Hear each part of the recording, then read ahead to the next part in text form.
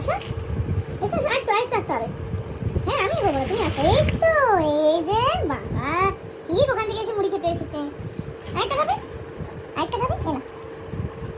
এই বাবারি মুড়ির বাটি ধরবে? মুড়ি বাটিতে কিন্তু লঙ্কা আছে। নাও, এই, ঠিক আছে। এদিকে এসো, মুড়ি খেয়ে যাও। দিদা